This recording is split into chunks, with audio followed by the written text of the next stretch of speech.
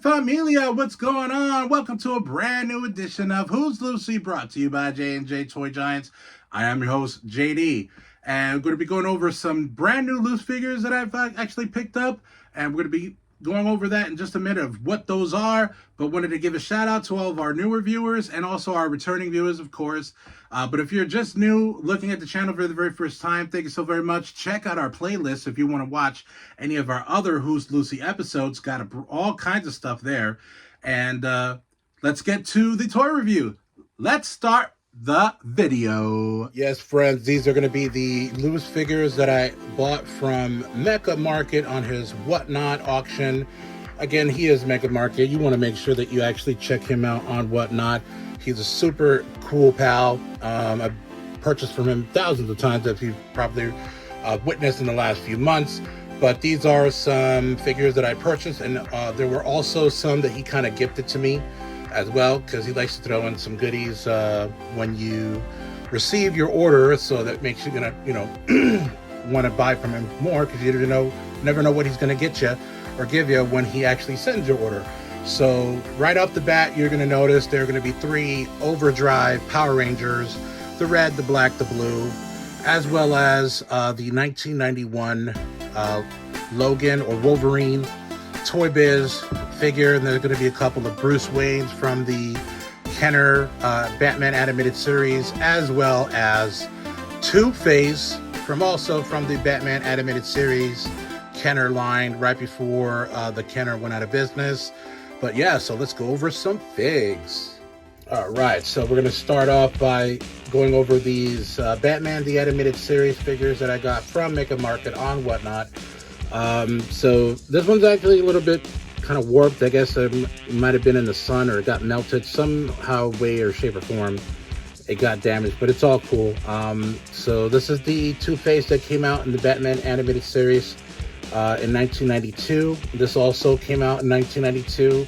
It's a little smaller than the other figures that were made by Kenner, because this was the one that actually had, you can see the picture right here, where he actually puts on the cowl and it makes it this size as far as the figures are concerned. So this was a little smaller.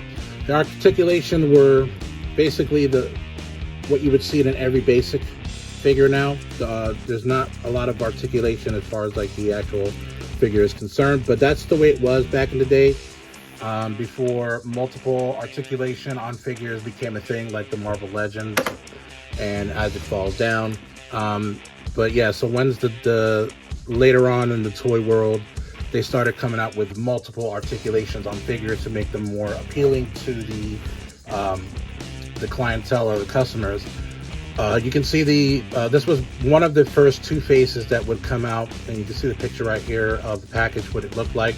These are actually in pretty good condition, to say the least, for how old these are.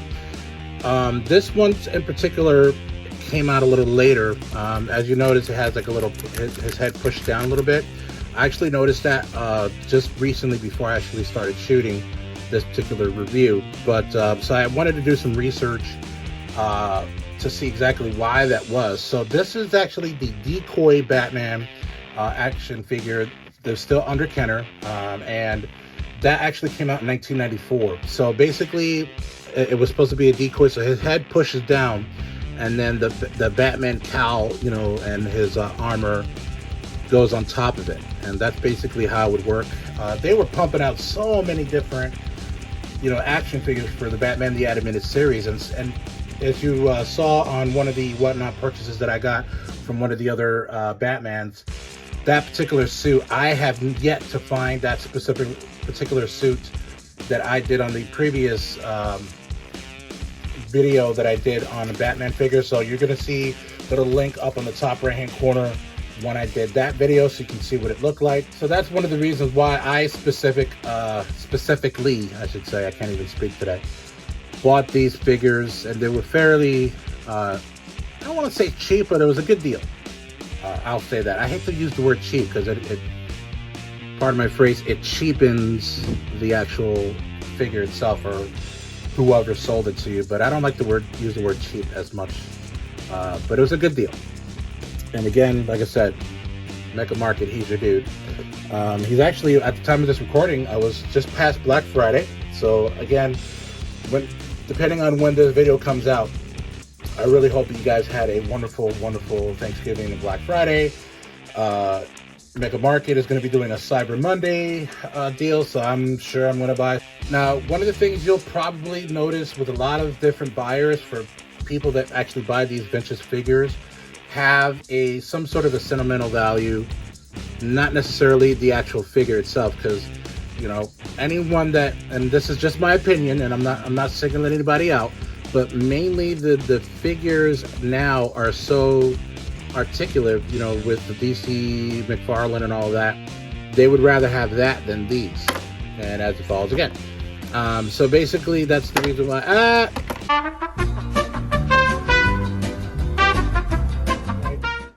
But yeah, I mean, essentially I like these figures just because they're so near and dear to my heart. At that time I was watching the series, and so it was basically a no-brainer when I saw these on the Whatnot auction. So let's go to the next one. By the way, I actually got these figures, so it's just kind of like you threw them in Mecca Market, threw them in, and as kind of like some goodies. So that's one of the stuff that you may find. They may not be like the best thing ever, which I particularly love them because I played a lot with my son with these Magic Next figures. There's another one that I got from him that's pretty cool. Awesome. But yeah, so let's continue the video. Alright, so the next figure we're going to be going over today is a personal favorite of mine because I actually had this figure way back when I was a kid. So this is the Wolverine Toy Biz figure that came out in 1991, I believe. What year does it say? What year? Can we see it? 1991. From, actually, no, would it say Mattel? No, it says Marvel Toy Biz. There we go. I was going to say like Mattel. So yeah, so basically the Toy Biz figure, so they didn't really have a lot going on with the figure. The one piece of, I guess you could say, that had like these action motions to it, they had these little levers, specifically with Wolverine. You can retract his claws, and then it would click. You can see it on his arm here. So it would click back, and it would stay. I don't know if this is going to stay. All right, so it would stay right here. All right, and then you would hit that little lever. If I can do it. There we go. Boom, and it would come. His claws would come out. And each one of the figures that came out for the Toy Biz at that time had some sort of a like an action to it, and there's like a lever, like just like you saw here, but at some way, shape, or form would show the action. I just dropped something. All right, so just to show you exactly what I'm talking about, and I have discussed this on a previous video with the Human Torch and Mr. Fantastic. The Toy Biz had some sort of like a mechanism that each figure would have on its own that makes it unique. And these are the other figures that you could have gotten. These are from the, this was year, what year was it? This was specifically 1995, but you see what I mean. Like each figure had its own type of action that allows you to be able to do certain things to make the figure more enticing to the kids that would play with these. But just so you can show like an example as to what these figures would do. And as I stated before, this one actually had a little bit more articulation at the knees, and then it goes up and then it goes down. Doesn't bend at the elbow. Does not bend at the elbow for this figure. It is kind of, it has been well loved, is what I like to say. But I mean, it's in pretty good condition for how old it is. And I say that a lot because I wouldn't have gotten the figure if it was like too beat up. And that's one of the cool things. And it may seem like I'm being sponsored by Mecca Market. I am not, trust me.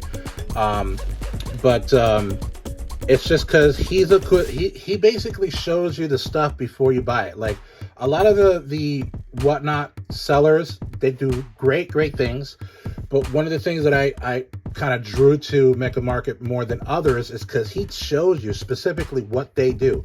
If it's a used figure, he's going to show you, hey, this one has a little bit of this one has a little bit of like a scratch, or these are, and he'll show you the figure before he even puts it up for auction. So you know what you're buying. He's not going to be one of those guys that's going to say, oh yeah, it's like, go ahead, start, boom.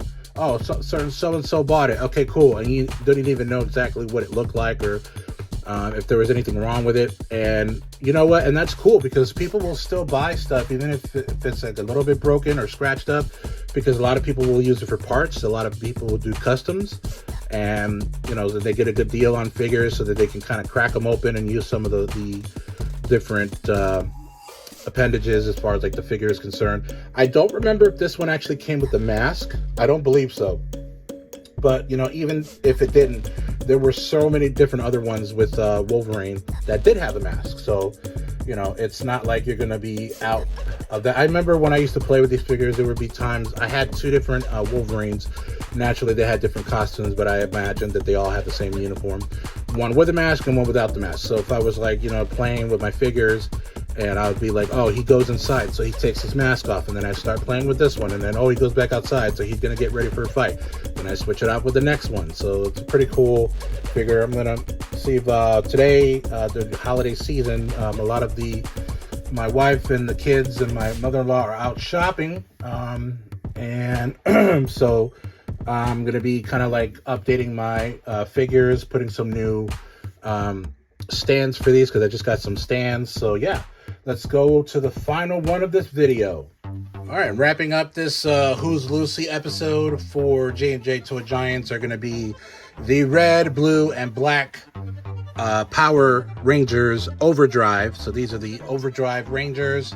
Tyler, Coda, and Chase, if I'm not mistaken.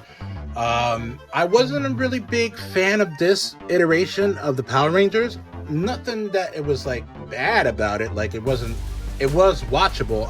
It was around the time where when I started watching Power Rangers again, I kind of started again on Ninja Storm, and then so I watched Ninja Storm, then it was Dino Thunder, then SPD, and then I believe after SPD was Mystic Force. And then I kind of like got, you know, not necessarily bored, but I just stopped watching it after a while. And this is during the time I believe Disney had the license to the Power Rangers. So this was still under Bandai. So basically Power Rangers was being made by Bandai, but Disney was the one that had the license as far as like, you know, they owned the rights to the Power Rangers name. They bought it from Saban and then subsequently sold it back to Saban. Not that much later, but yeah, so this is the red Power Ranger Overdrive Ranger. The articulation, you can see, is a little bit more than what you normally would see on any other figure. They had a lot of different figures that they would pump out for these this license, mostly through Bandai. So you can see the actual you know, like joints on the shoulders where they had that little pin there, and no articulation out. Oh no, actually you can go out a little bit with these, so that's cool. So a little bit more articulation on these particular figures that I personally remember seeing on the other Power Rangers figures from before. And again, I got these from Mecca Market. I'm not sure if I'm going to keep these. I may give them to Jaden if he wants them. I know he is kind of like doing a purge from his figures. He's kind of like getting super into Legos right now, so he's kind of trying to make room. He has other figures like his Imaginext stuff and Jurassic Park stuff, but he kind of purged a lot of his wrestling figures. He has some, but not all of them. And he gave me all his Power Ranger figures that he had, so he might want these. I'm not sure. If anything, I'll probably still have them in my miscellaneous shelf. I'm not sure if I'm going to put them in my Power Rangers shelf, just because I'm the way I have my shelf for the Power Rangers, I'm sticking to Mighty Morphin only. I have the Zeo and Lord Draken because I have a Tommy shelf that I'm trying to complete. if anyone who's watching this video, I have not been able to find it, but let me know if they have a Tommy Power Rangers Turbo Tommy. I don't believe it came out, nor do I remember the Black Drago Ranger from Dino Thunder. I have pretty much all his other ones, like the Green Ranger, White Ranger, Lord Draken. Have his Automorphin flip heads. The re-release back in like 2008, and then the ones that came out not too long ago.